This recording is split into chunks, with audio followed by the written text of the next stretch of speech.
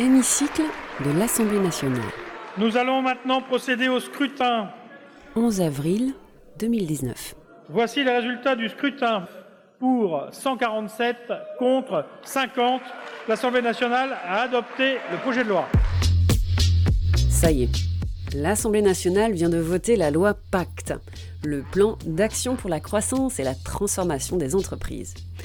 Il aura fallu plus d'1 an de débat pour transformer ce projet en loi.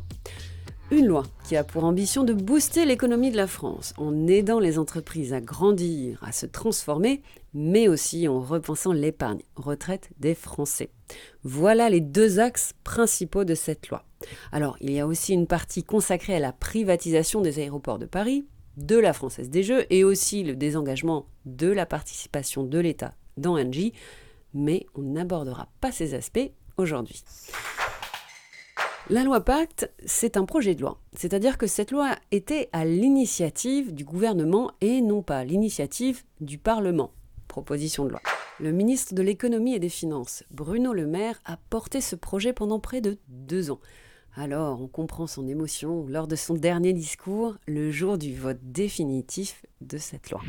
Je ne vous cache pas que c'est avec une certaine tristesse que je m'exprime pour la dernière fois sur ce projet de loi sur la croissance et la transformation des entreprises, car j'ai vivement apprécié les débats. Les débats, justement, parlons-en. Ils ont été animés et ça n'a pas toujours été facile. Jean-Noël Barrot, député des Yvelines, qui a été un des rapporteurs de cette loi, nous raconte comment ça s'est passé. Ça a pris 1 an, mais la loi Pacte était très riche. D'abord, ça a pris du temps parce que l'agenda parlementaire est lui aussi très chargé. Il y a beaucoup de textes qui devaient passer, donc il a fallu trouver de la place pour cette loi Pacte, même si priorité lui a été donnée sur d'autres textes. Et puis ensuite, en commission et en séance publique, puis vous savez qu'après le texte va au Sénat, puis revient à l'Assemblée. Les débats ont été assez dense et parfois tendue sur certains chapitres de cette loi. On se souvient par exemple de la cession de la participation de l'État dans l'aéroport de Paris. Mais à nouveau sur le volet du financement, sur lequel moi j'avais particulièrement travaillé, les débats ont été assez brefs puisque je suis resté au banc, comme on dit, puisque quand on est rapporteur d'une loi, on est assis sur le premier banc dans l'hémicycle pour donner un avis sur chacun des amendements qui est déposé. J'ai dû y rester peut-être 1 journée ou 2 seulement, en réalité. Donc c'était assez bref. Bref, ça n'a pas été simple. Mais cette loi a été votée et a été promulguée le 22 mai 2019. Mais pourquoi avoir voté une loi pour transformer les entreprises ? Eh bien, pour Gilles Petit, journaliste économique, le monde change. Les façons de travailler aussi, il fallait s'ajuster. C'est une loi qui arrive à un moment et à un contexte économique assez particulier puisque finalement dans la population française, on ne fait plus carrière pendant 20, 25 ou voire 40 ans dans la même entreprise, mais au contraire, on a une carrière professionnelle qui va connaître plusieurs vies.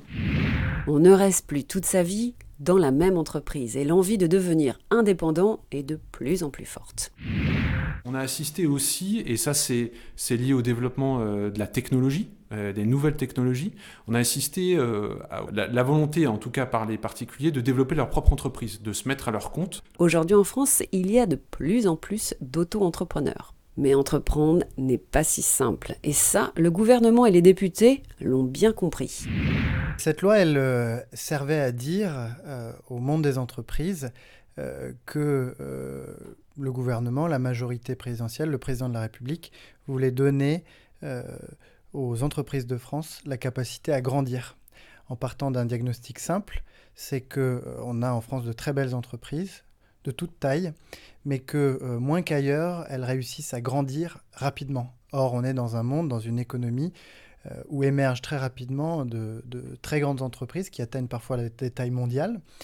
Et c'est vrai qu'on parle souvent des États-Unis, mais même dans les autres pays européens, en Allemagne, au Royaume-Uni ou en Suède, eh bien, on voit des entreprises qui, en quelques années, deviennent des licornes, c'est-à-dire des très grandes entreprises de taille mondiale. C'est moins le cas en France, et c'est en partie sur ce diagnostic de départ que s'est construite la loi Pacte.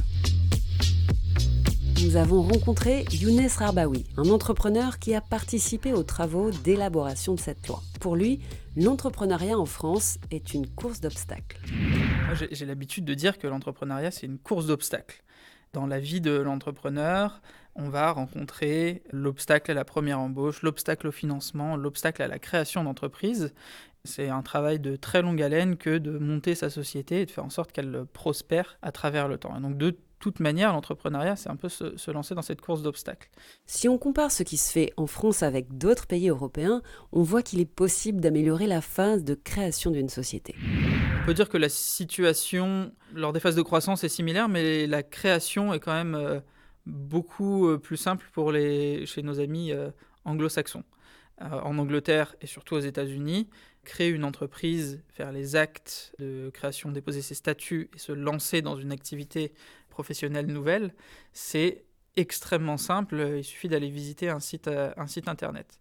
Chez d'autres voisins européens, par exemple comme l'Estonie, tout se fait 100% en ligne depuis 2014, si je ne dis pas de bêtises. Donc la vie des entrepreneurs estoniens est plus simple que la vie des entrepreneurs français. Et c'est dommage, puisque je pense que notre pays a plein de choses à offrir et de la valeur ajoutée à créer, mais que des démarches administratives créent des obstacles et des blocages qui n'ont pas lieu d'être. C'est déjà assez difficile de se dire qu'on va lancer sa propre activité et de s'y mettre avec toute la bonne volonté du monde. Si en plus, il faut faire face à tout un champ de mines administratif, c'est compliqué pour les entrepreneurs. Plus concrètement, que change la loi Pacte dans le paysage de l'entrepreneuriat français ? Eh bien, le grand changement, c'est la simplification, qui va se décliner dans plusieurs domaines. Pour Gilles Petit, cette simplification s'illustre par la création d'un guichet unique pour toutes les démarches administratives, mais pas uniquement. Aujourd'hui, pour créer son entreprise, il fallait parfois s'inscrire sur plusieurs registres. On va avoir maintenant une uniformisation des registres. Ce sera un registre qui sera électronique, donc sur une plateforme. Tout va être simplifié en fait pour la création d'entreprise. De même, si un artisan souhaite s'installer en entreprise, il n'aura plus forcément l'obligation de devoir suivre un stage d'artisanat, ce qui était quand même un paradoxe pour quelqu'un qui était déjà artisan, de devoir suivre un stage d'artisanat d'un montant d'environ 400 €. Détruire le plus de barrières administratives à la création, mais aussi lors des phases de croissance. Une des dernières mesures importantes est la suppression de certains seuils qui entraînent des obligations légales. C'est-à-dire qu'à partir d'un certain nombre de salariés, une obligation se déclenche, comme par exemple celle de faire appel à un commissaire aux comptes pour consolider les comptes, ou l'obligation de créer un comité d'entreprise. Ces obligations coûtent de l'argent et ne poussent pas les entreprises à vouloir grandir. Au contraire, elles pourraient même les dissuader. Il fallait donc repenser ces seuils et ses obligations, comme nous l'explique Younes Rarbaoui. Ce que propose la loi Pacte, c'est une simplification de ces seuils d'effectifs et d'accepter que les frontières soient un peu plus poreuses entre les différents seuils. Et c'est quelque chose qui est extrêmement important, notamment dans le cadre des entreprises de forte croissance et des entreprises technologiques, parce qu'il n'est pas rare qu'on passe de 30 employés au début de l'année à 120 à la fin de l'année. Dans une entreprise technologique. C'est un modèle qui vient de la Silicon Valley. C'est le modèle qui fait que les Américains peuvent avoir des Facebook, des Google et des entreprises qui sont gigantesques. C'est le modèle que la Chine a très bien su répliquer à sa manière en ayant des géants de la technologie. Et en Europe, on n'en a pas. Donc pour accompagner ces entreprises-là et créer l'expression Next 40 a pas mal été utilisée l'an dernier, mais c'est une réalité.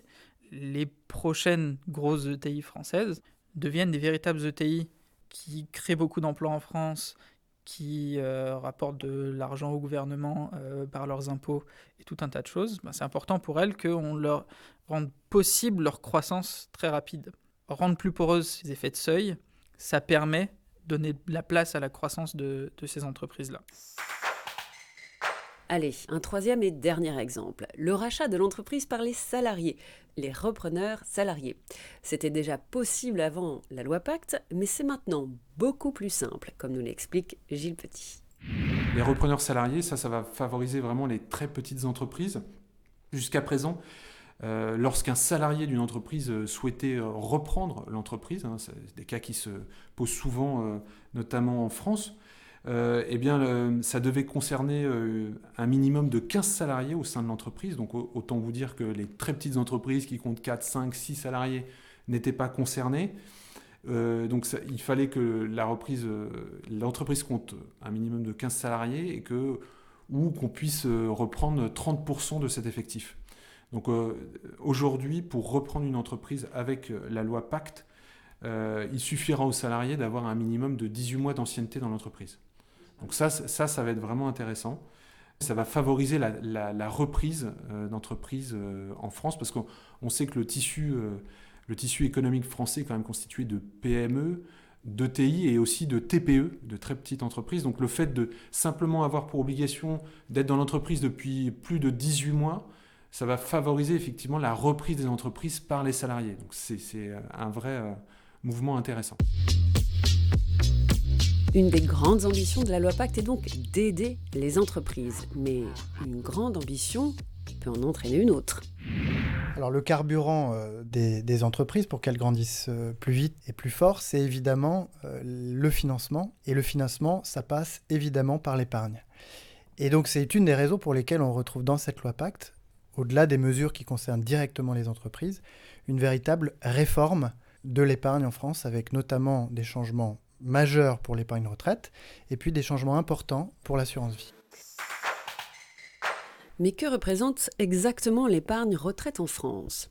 Eh bien, pour la Fédération française des assurances, la FFA, il y a 2 choses à avoir en tête, comme nous l'explique son délégué général, Arnaud Schneives. Alors l'assurance vie est stricto sensu, c'est 1500 milliards d'euros et l'épargne retraite supplémentaire, c'est 200 milliards d'euros. Donc traditionnellement, l'idée qu'on en a, c'est que l'assurance vie, l'image qu'on prend souvent, c'est celle d'un couteau suisse. C'est-à-dire que l'assurance vie, elle peut servir elle peut servir à différents projets. Elle peut servir à des projets immobiliers, à de l'épargne de précaution et aussi à préparer sa retraite. L'épargne retraite supplémentaire, de son côté, la logique, c'est vraiment se constituer une épargne pour avoir un complément de revenu à la retraite jusqu'au décès, l'assureur prenant le risque de longévité. L'idée de réformer l'épargne retraite n'est pas une nouveauté. Le système de retraite par répartition, qui repose sur une forte solidarité entre les générations, est en train de s'essouffler. Il y a de moins en moins d'actifs pour payer les pensions des retraités, de plus en plus nombreux. Il fallait développer un régime de retraite supplémentaire, souvent appelé régime de retraite par capitalisation. Ici, la logique est différente. Ce sont les actifs qui épargnent pour leur propre retraite. Et c'est justement cette épargne supplémentaire qu'il fallait encourager. La France était en retard sur ce point. Alors nous, depuis des années, les assureurs plaident le développement de l'épargne retraite supplémentaire. Parmi les pays de l'OCDE, la France est un des pays qui a la plus faible part d'épargne retraite supplémentaire. Ça ne représente que 2% du total des prestations de retraite, alors que la moyenne de l'OCDE est à 15%. Pourquoi ce retard ? Eh bien, il y a sûrement plusieurs raisons. Mais il faut dire qu'avant la loi Pacte, le paysage de l'épargne retraite supplémentaire était compliqué. Entre le PERP, le Madelin, l'article 83, il fallait simplifier.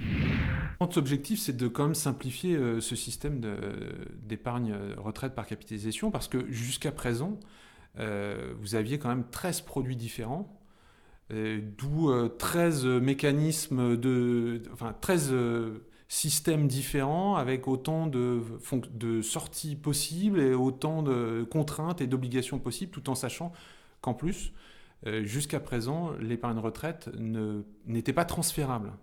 Donc si vous entamiez une première vie dans une société qui promouvait un certain système de retraite, et que vous changiez par la suite d'entreprise et de secteur d'activité aussi, vous pouviez vous retrouver avec un second produit d'épargne retraite qui n'était pas fusionnable avec le précédent. Donc 13 produits d'épargne retraite, donc finalement j'ai envie de vous dire, au cours d'une vie professionnelle, 13 possibilités d'épargner différemment pour sa retraite, avec finalement au bout du compte une somme qui pouvait se révéler minime, et donc pas suffisante pour vous assurer une retraite décente. D'où la création du plan d'épargne retraite, le PER, qui va tout regrouper pour harmoniser et moderniser l'épargne retraite.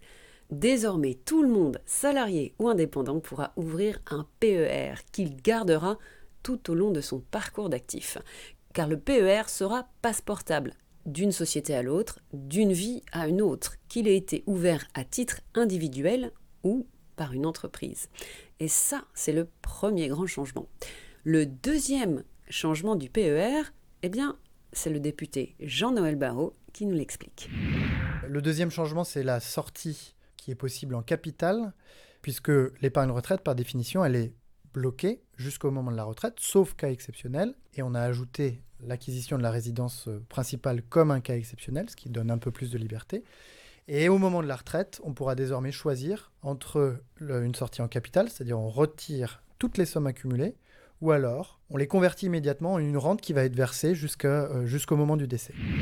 La possibilité de sortir jusqu'à 100% en capital contre 20%, comme c'était le cas sur les PERP avant la loi Pacte, eh bien, est un changement capital, si j'ose le terme. Mais que pense la Fédération française des assurances de cette fameuse sortie en capital ? Pour nous, un produit d'épargne retraite, c'est avant tout un complément de revenu. Donc, on conseillera plutôt la sortie sous forme de rente, mais la liberté de choix de l'épargnant est accrue dans ce nouveau cadre. Plus concrètement, comment va fonctionner le PER à l'intérieur ? Quel sera son contenu ? Le contenu, c'est-à-dire ce dans quoi on place son argent. Et donc là, ce que nous avons choisi, c'est que l'option par défaut, c'est-à-dire si vous ne faites pas un choix particulier de placement de vos sommes, elles seront placées dans un fonds qui correspond à votre profil d'âge. Plus vous êtes éloigné de la retraite, plus vous serez exposé aux actions des entreprises, c'est des titres qui sont plutôt risqués mais qui ont un rendement qui est supérieur, et plus vous vous rapprochez de la retraite, plus les sommes seront investies dans des profils moins risqués, de manière à ce que vous n'arriviez pas au moment de la retraite avec un à-coup dans votre patrimoine.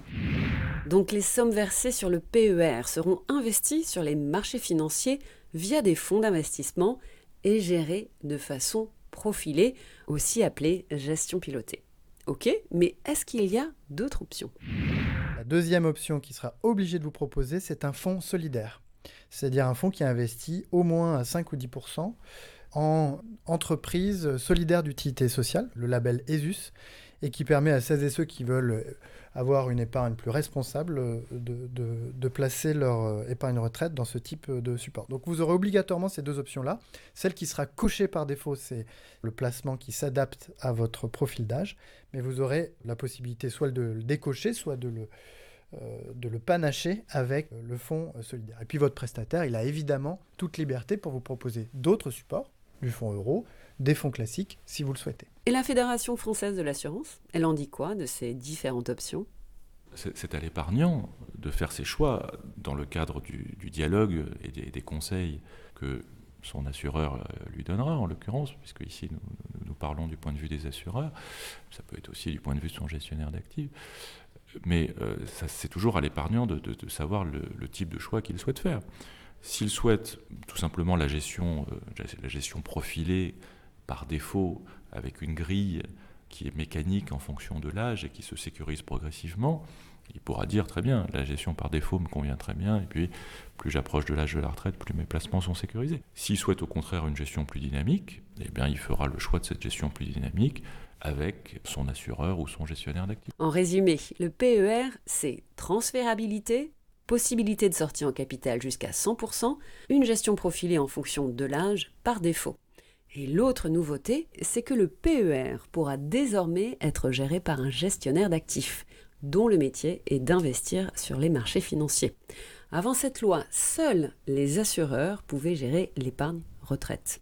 Pour le député Jean-Noël Barrot, pour que le succès soit au rendez-vous, il fallait laisser intervenir d'autres acteurs. Le produit est conçu d'une manière à ce qu'il puisse être distribué soit par des assureurs, soit par des gestionnaires d'actifs. Et donc de ce point de vue-là, il ne comporte pas de caractéristiques qui privilégient l'un ou l'autre. Donc il va être vraiment dans un champ qui est très concurrentiel, ce qui est beaucoup moins le cas de d'autres produits d'épargne, ce qui va garantir aussi, j'en ai pas parlé, mais des frais sans doute beaucoup plus faibles que dans d'autres segments de produits d'épargne actuellement disponibles. Pour Arnaud Schneives de la Fédération française des assurances, tout est une question de garantie. A priori, un asset manager ne vous donnera pas de garantie. Un assureur peut vous donner des garanties si vous souscrivez à des fonds euros ou euro croissance. Est-ce que vous souhaitez sortir en capital à 100%, ce qu'un asset manager vous proposera, ou non, vous souhaitez avoir en tout ou partie un versement sous forme de rente viagère, et en général, les asset managers ne vous proposeront pas cette option, et seulement un assureur pourra vous proposer cette option.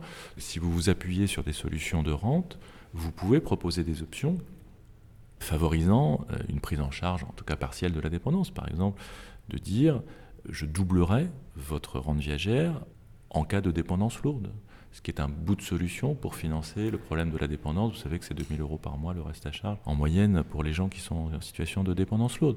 Donc voilà, il faut trouver tous les petits bouts de solutions qui nous permettent en l'occurrence de financer la dépendance. Après, à chacun de voir dans quelle optique il épargne et les garanties qu'il souhaite obtenir. La loi Pacte est donc une loi qui veut aider les entreprises et booster l'épargne retraite supplémentaire en France. Est-ce que ça va marcher ? Eh bien ça, l'avenir nous le dira. Et surtout les chiffres. Alors, rendez-vous dans un petit moment pour le débrief. Voilà, ce podcast est terminé. Merci à tous les invités qui ont participé. Younes Rarbaoui, Gilles Petit, Arnaud Schneves et bien sûr Jean-Noël Barrot. Ce podcast vous a été présenté par Marie Dauzière et il a été réalisé par AJP, partenaire d'AXA. Si vous avez aimé ce podcast, n'hésitez pas à vous abonner pour ne pas rater les prochains épisodes. Merci d'avoir été à l'écoute et à très bientôt.